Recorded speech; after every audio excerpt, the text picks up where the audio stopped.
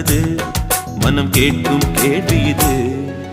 நிலவே நிலவே சரிகம் கதை நீ பாடு, என் கனவை திருடி பல்லவி வரியாய் போடு. நிலவே நிலவே சரிகம் கதை நீ பாடு, என் கனவை திருடி பல்லவி வரியாய் போடு.